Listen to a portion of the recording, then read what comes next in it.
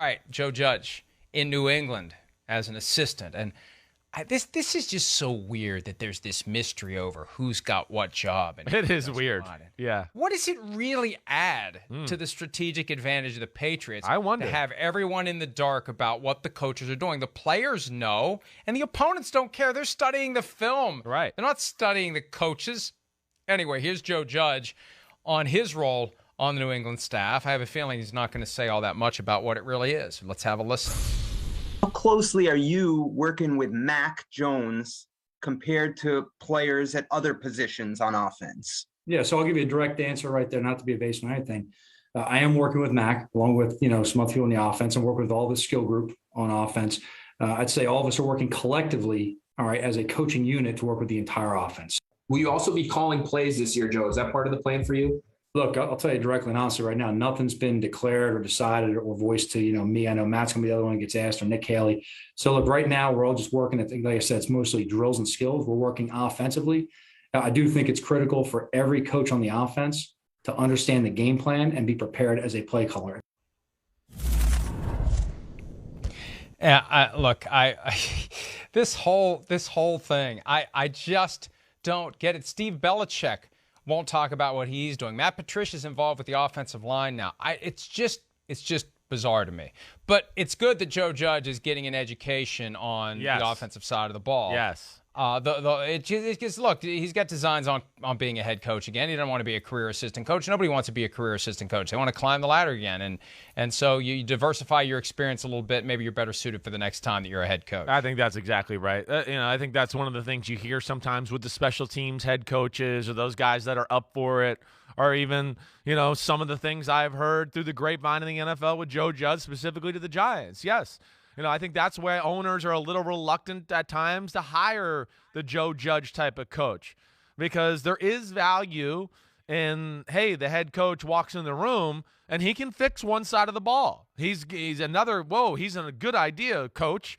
Damn, actually, coach is the smartest defensive coach here, even though he's the head coach. And when he comes in the room, he can really settle some problems and, add a little creativity to the group.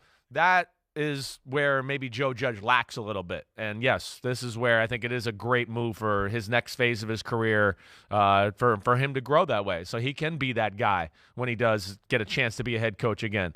And then the other stuff, Mike, it is weird. Only in New England could they pull that off. That's the only place they could do it.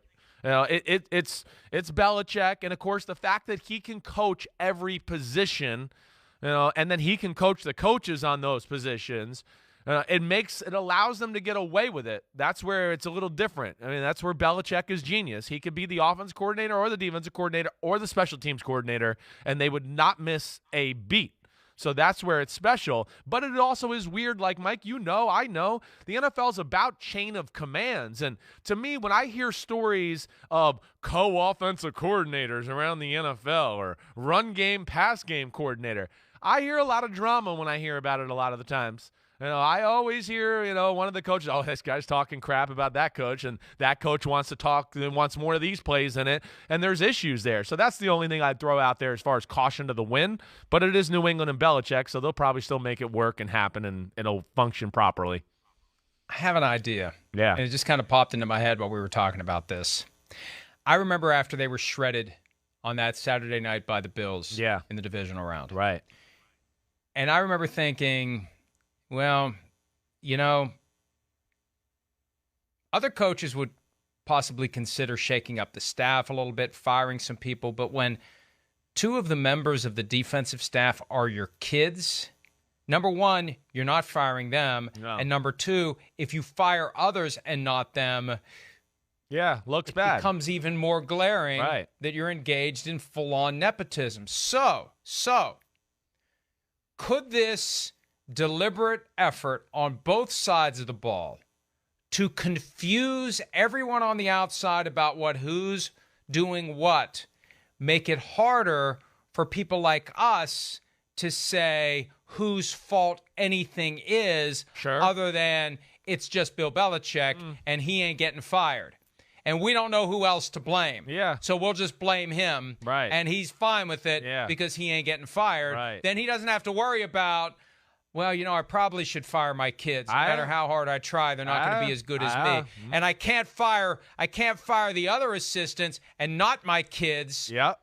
Because then, like I said, full-blown nepotism. Yeah. This is the risk you take. That when you have not just one, but two of your kids on the staff on one side of the ball, this is the risk you take. It's harder to hold everyone to the right level of accountability because you're not going to fire your kids.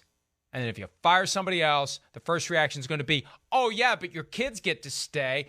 Thanks, Bill. I'm fired, but you're keeping your kids here. Fine. I know how that goes. And then that person's out of the Stepford Patriots bubble, and they start telling everybody how Bill is propping up his kids who aren't nearly as good as him, and he's doing everything he can to will them into being as good as he is. I don't know anything about their abilities. All I know is they're both defensive coaches, and the defense got the SH-T kicked out of it last year by the Bills in the playoff game the last time we saw the Patriots. That's all I know. I think you're onto something a little bit, though, with the not letting someone on the staff be the fall guy. I think especially on the offensive side of the ball. Because if they go through any struggle or whatever, they go, oh, this is not Josh McDaniels, and this guy here, he's just not as good as him. So now you don't know who to blame. You're right. I think there's some logic in that, Mike. It certainly crossed my mind. And then the other thing that crosses my mind, just knowing that group up there a little bit, and, nobody is Josh McDaniels. Nobody is like the king of either side of the ball there. And, with New England, I think he makes everybody earn everything. He doesn't give a damn who you are. You're going to earn it. You're going to earn the title offensive coordinator. We're going to work together and figure this out. But I think he adds almost competition to the coaching there a little bit. They're all looking like, damn, I don't know what I'm doing. I better work hard every day, or I might be filling Gatorade bottles. I'm not sure, and that guy might be the offensive coordinator. So I think it adds a little bit of a competitive nature within the coaching staff too to be on the what do I want to say, P's and Q's. Would he push one of his kids out if he thought they just didn't have it, or would he have never let them in the first place if he believed that they weren't going to show that they can do it? I know. I don't think he would do that. And yeah, I think all of the above there. One, not many people. I mean, that's a place where he doesn't fire people very often. If you look really back at Bill Belichick, I mean, it's rare to see people actually be let go. He's very good and loyal to the people that work there with him, and they work through it and grow as a staff, and he teaches whatever he needs to be taught to some of these guys, and they're in it for the long haul. So yeah, I don't think he would let go of his kids.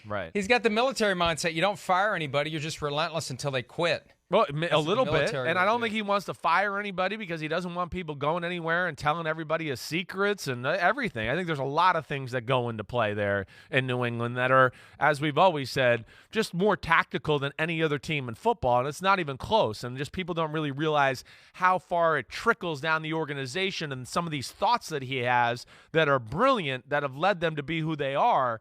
And it's just all thought out by Bill and some of his other, great football minds that he talks to and bounces things off of.